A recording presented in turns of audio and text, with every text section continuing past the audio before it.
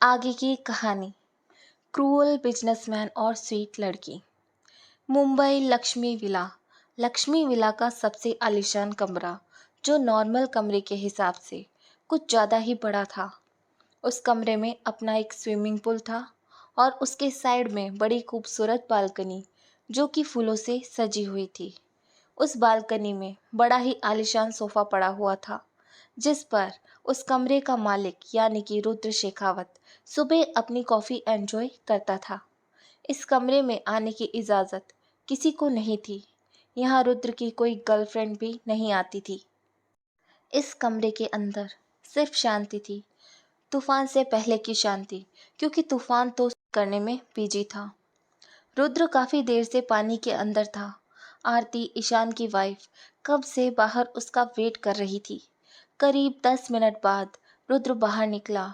उसकी hot body पर towel लिपटा हुआ था। रुद्र ने अपने कपड़े चेंज करे और रूम के अंदर आ गया, जहाँ पर पहले से आरती उसका इंतजार कर रही थी। आरती रुद्र को देखकर धीरे से बोली, रुद्र, तुम्हें दादाजी की ऐसे इंसल्ट नहीं करनी चाहिए थी। वह भी तो तुम्हारे भले के लिए ही कहते हैं। तुम जानते हो, शेखावत फैमिली का नाम है पूरे मुंबई में, कितनी इज्जत है, और तुम्हारी इन हरकतों की वजह से यह इज्जत खतरे में है।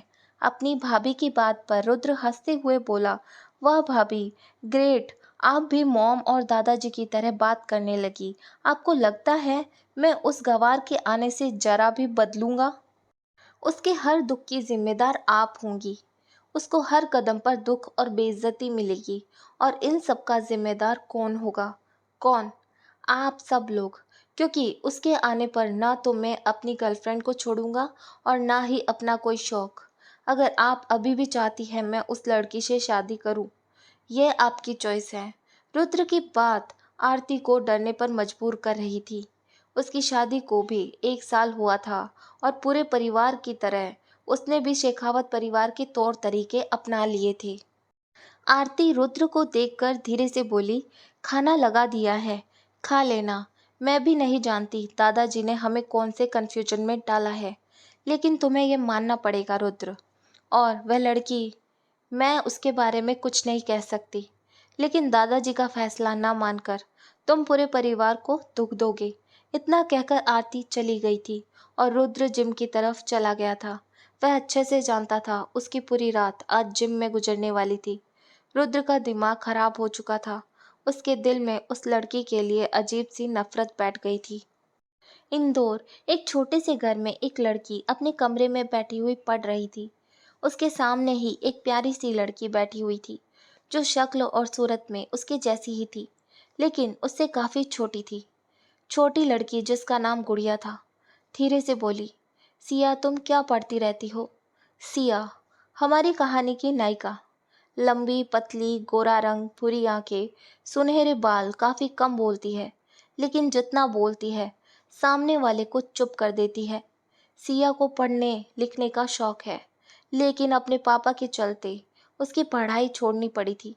लेकिन वह अभी भी चुप चुप कर पढ़ती रहती थी, ताकि आने वाले एग्ज़ाम निकाल सके। अपनी बहन की बात पर सिया चिढ़ते हुए बोली, गुड़िया, कितनी बार मना किया है, मेरा नाम मत लिया करो। तुमसे 8 साल बड़ी हूँ मैं, एक कान के नीचे लगाऊंगी अगर फिर से मेरा नाम लिया तो।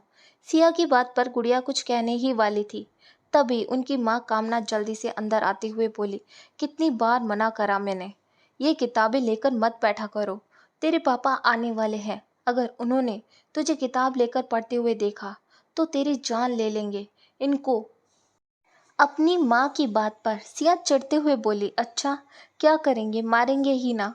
मारने दो, उनकी वजह से मैं अपना शौक नहीं छोड़ूंगी। सबकी बेटियां पढ़ती हैं और मैंने कॉलेज की शक्ल भी नहीं देखी। सिया की बात पर किसी ने गुस्से से उसके बाल पकड़े थे।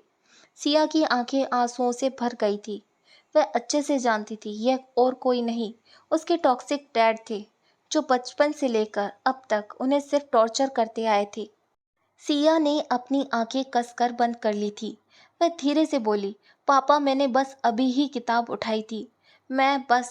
सिया की आवाज़ उसके मुंह में दब गई थी, क्योंकि राकेश ने उसके बाल पकड़ लिए थे। राकेश के ऐसा करने पर कामना जल्दी से बोली, क्या कर रहे हो? जवान लड़की है, कहीं चोट लग गई तो रिश्ते भी नहीं आएंगे। कामना की बात पर राकेश गुस्से से बोला, कल शहर से बहुत बड़े लोग आ रहे हैं तुम्हारी इस मासूम बेटी के रिश्ते के लिए। इसको अच्छे से सजा देना। भला हो मेरे पापा का, जिसकी वजह से इतना अच्छा रिश्ता मिल रहा है। उनके दोस्त हैं राज शेखावत, बहुत बड़ा परिवार है, इतने अमीर हैं, ऐश करेगी ये वहाँ। और क्या चाहिए, ये उनको पसंद आनी चाहिए, समझी तू। राकेश के जाने पर मासूम सिया, जिसका गोरा रंग लाल हो गया था, वो बोली, सच में नहीं करनी कोई शादी। मेरे शौक अलग हैं, मेरे सपने अलग हैं, और पता नहीं वह कौन लोग हैं, कैसे लोग हैं। प्लीज कुछ करिए ना माँ। सिया की बात पर कामना धीरे से बोली, अच्छा है तेरी शादी हो जाएगी, कम से कम ऐसे बाप से मुक्ति तो मिलेगी, और तू सुकून के साथ रहेगी। अमीर लोग हैं, सुना है लड़का भी काफी सुंदर है, पूरी मुंबई में उसका नाम है। सब लड़कियां उससे शादी करने को बेताब हैं। अपनी माँ की बात पर सिया चिढ़ते हुए बोली, नहीं चाहिए मुझे वह लड़का, जो उसके पीछे पागल है उनसे ही उसकी शादी करा दो प्लीज। माँ प्लीज मुझे नहीं करनी कोई शादी। कामना लाइट बंद करती है, अपनी जुबान को बंद कर ले सिया, वरना मेरा मरा मुंह देखेगी। तेरे बाप ने तो सारी उम्र मुझे लड़कियां पैदा करने पर ताने दिए हैं। अब अगर तेरी शादी में कुछ हुआ, फिर से वह हमारे साथ पता नहीं क्या करेंगे। इतना कहकर कामना चली गई थी, और सिया की आंखें आंसुओं से भर गई थी। गुड़िया अपनी बहन को देखकर उसके सीने से लिपट गई थी, क्योंकि वह नन्ही सी बच्ची थी। क्या कर सकती थी, आखिरकार वह भी उस जल्लाद बाप की बेटी थी, जो कि उस पर भी रहम नहीं खाता।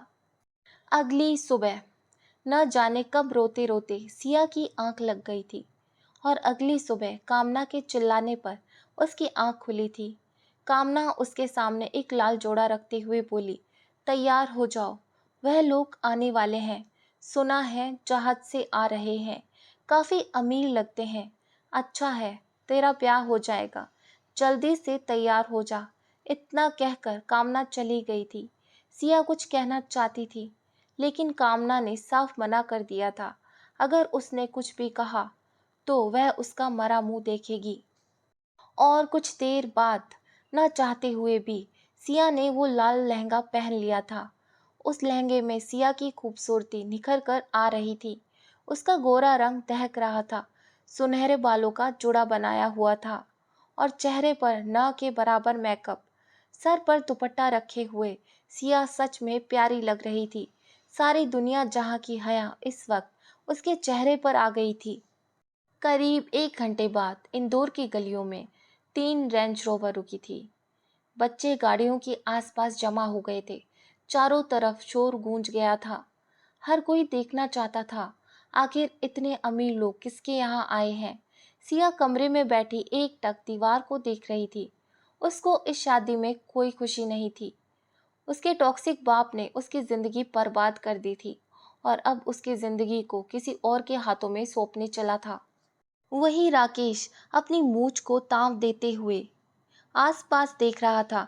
आखिरकार मुंबई की इतनी बड़ी फैमिली से उसकी बेटी का रिश्ता आया था, और अब वह शेखावत परिवार की बहू बनने वाली थी।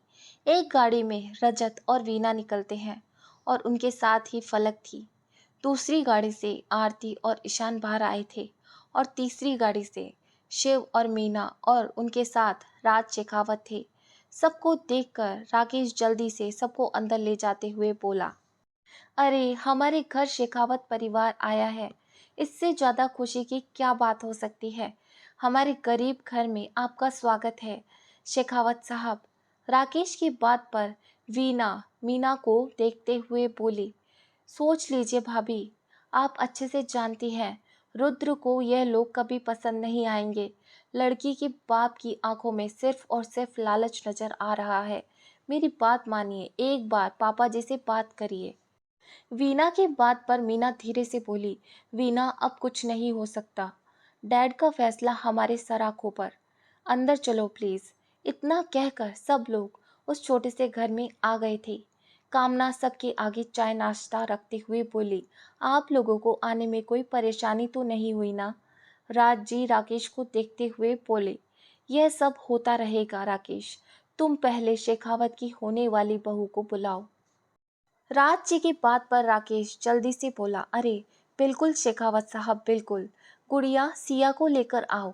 राकेश की बात पर कुछ देर बाद लाल लहंगे में एक खूबसूरत लड़की धीरे धीरे चलती हुई नीचे आई थी। लड़की को देखकर सबकी आंखें फटी की फटी रह गई थी। ये लड़की थी या अप्सरा?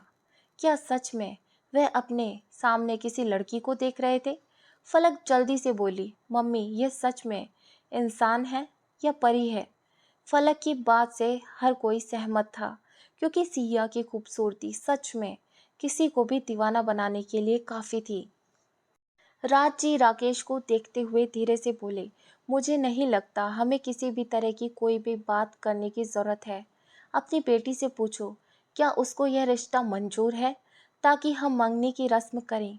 राज की बात पर राकेश जल्दी से बोला, अरे पूछने की क्या बात है, लड़का कहाँ है, मंगनी की रस्म करिए।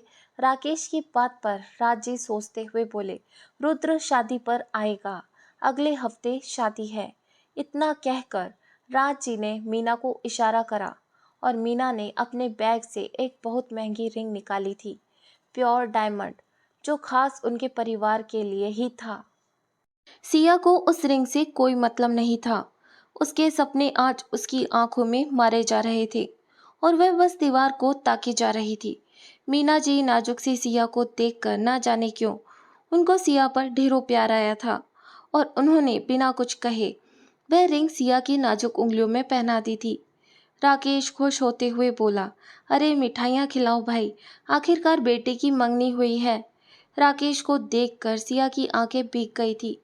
बाप तो अपनी बेटियों की सारी खुशियां पूरी करते हैं और आज एक बाप जबरदस्ती शादी कराने पर लगा हुआ था। ना वह लड़के को जानती थी, ना उसने लड़के को देखा था, और अचानक से शादी। यही सब सोचकर सिया का दिल घबरा रहा था। सिया को डरते देख फलक धीरे से बोली, भाभी क्या हुआ, आप ऐसे चुप क्यों हैं, जैसे जबरदस्ती आपकी शादी कराई जा रही है।